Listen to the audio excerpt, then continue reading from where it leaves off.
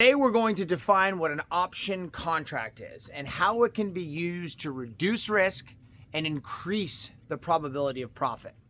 At the most basic level, an option is simply an agreement between two investors in the stock market. In any contract like this, there are two parties involved, a buyer and a seller. That part's pretty simple. The buyer pays money up front while the seller receives that payment as they enter into a contract, like most agreements. Today, I'm going to focus on one of the two types of option contracts that exist in the stock market, a call option. When an investor buys a call option, it gives them the right to purchase 100 shares of stock at a fixed price within a specific time frame. On the other side, the seller of the call option is paid. This payment to the seller potentially obligates the buyer to sell those 100 shares of stock at a predetermined fixed price. Let me illustrate this by using a real estate purchase contract. Generally, this example is more relatable to people. Let's say you own a house that is currently worth $500,000.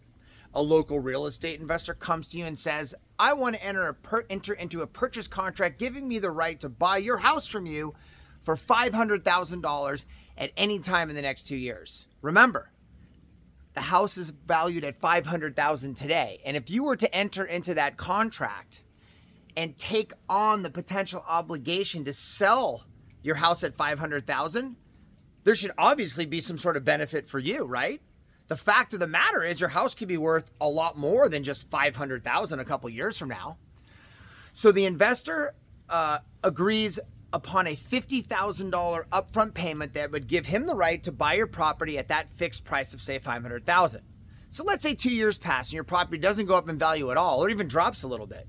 You would get to keep the $50,000 and the house. You keep the $50,000 you were paid up front and the house, and the contract would expire. You just made money on your house without it even going up in value one dime. If that house did go up in value, you'd be forced to sell it for $500,000, but at least you would get to keep the $50,000 you were paid up front. So you made money overall in this scenario as well. Now on to an example of a call contract around 100 shares of, say, XYZ stock. Let's say you own 100 shares of XYZ stock that is currently trading for $50 per share. You could sell a call contract at a specific target price that you would be okay selling the shares for. For our example, we're going to choose the $55 price point. You sell a call contract to another investor in the market and receive a payment of, say, $3 per share, which is a total of $300 for 100 shares. So you receive $300. This contract happens to have an expiration date 2 months out. There are only three things that could take place by the end of this 2-month period. One, the value of the stock that you own drops some. In that case, no one would force you to sell your shares to them at $55 a share when it's less than $55. So you would keep the shares, but you also get to keep the $3 per share that you collected when you first entered the agreement. You created income and cash flow from a stock that actually went down in that window of time. And with that contract expired, you could sell another call and do it again.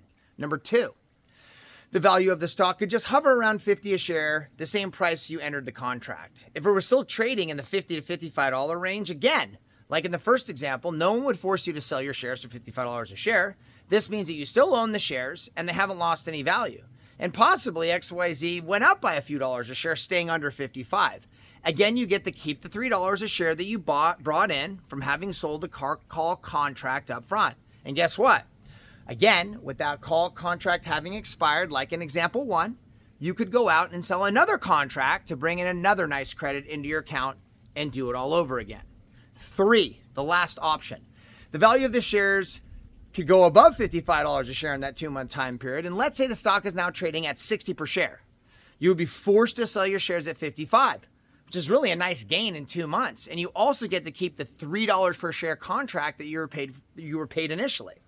In this example, you earn about 16% in 2 months, a total of $8 on a $50 stock. Again, the end result here is that you are up $8 per share in 2 months. In this scenario, yes, you did miss out on $2 per share to the upside if you had sold the shares at a price of $60. Have you never entered the call contract? but you originally had selected being comfortable selling your shares for $55 anyway, you're able to bring an additional profit above and beyond just selling the shares for $55. In summary, selling call contracts against stock that you own does not add additional risk to holding those shares. In fact, it reduces your risk if the stock goes down. Essentially, it creates a higher probability of making money in a given window of time. And if the stock goes up significantly, occasionally you might miss out on some of the upside, but it can still be a fantastic way to create a safer return and consistent cash flow on your investment capital. I hope this helps you understand it a little bit better. And if it doesn't, don't worry. Many people don't. Perhaps the discussion will be more helpful. Let me know if you'd like to chat, and thanks for listening.